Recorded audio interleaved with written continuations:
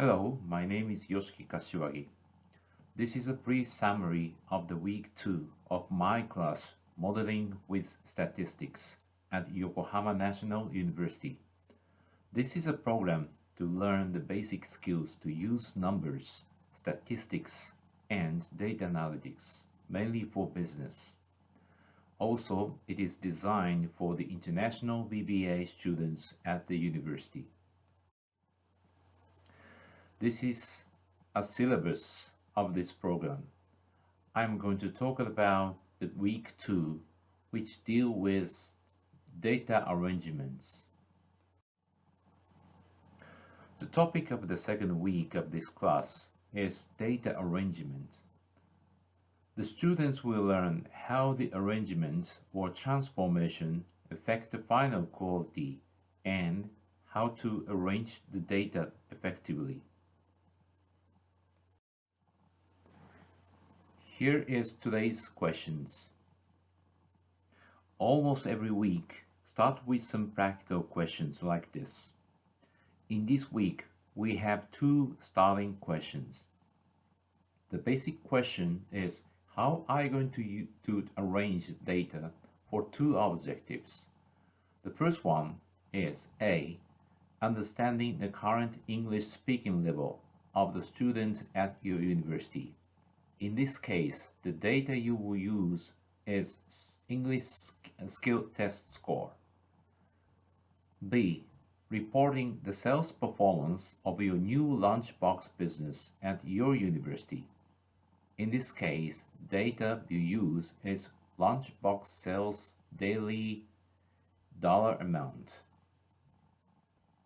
Students take some time to consider their own answers to those questions and sometimes discuss it as a group. What would you think if you were in the class?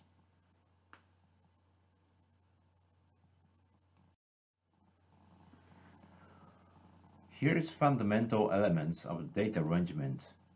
We start to talk about the data arrangement on this slide. You can find three elements of the arrangement, namely category, level of resolution or granularity, and transformation. Technically, you can arrange any data as far as you have such data available. For instance, when you have sales result data, you may break down it into more detail in some category such as by product, by customer type, by week, by location, etc.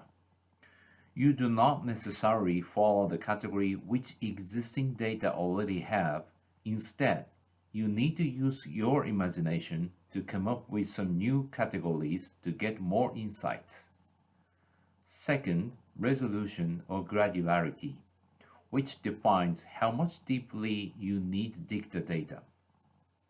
For example, in the time category, you can break down the monthly data into weekly data, daily data, or hourly data. This is a level of resolution or granularity.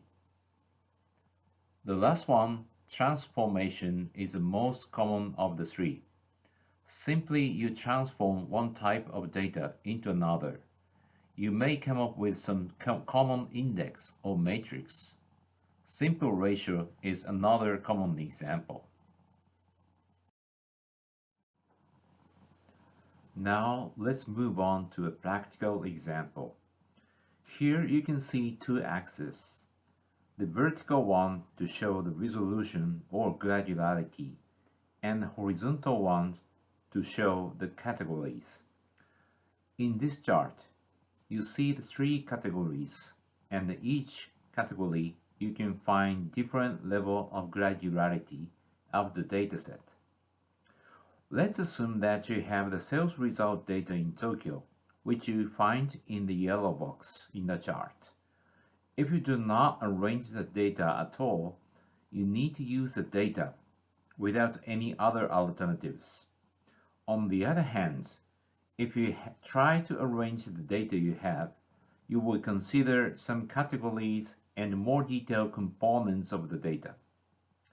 For example, you can break down the sales result data of Tokyo into daily or hourly sales data in the time category. You may find some other insights from those data as well, which means that your arrangement created your alternatives to deal with data. Then, the next practical question would be something like, how can I find the right category and right granularity? In order to answer these questions, let's go back to today's question. The answer highly depends on your objective to use the data. In the case 1, you want to know the English speaking level within the university. In such case, you may need individual student level of information and categorize it into some groups such as by gender, by grade, or by major. Practically, you may use some basic index such as average, median, standard deviation of each group. In the case 2, you want to compare the overall result across the universities. For this purpose, you do not necessarily focus on the detail of each university.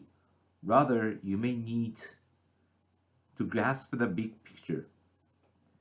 In such case, you do not need to break down the data into detail, but you can use average score of the entire university and compare it with ones of other universities.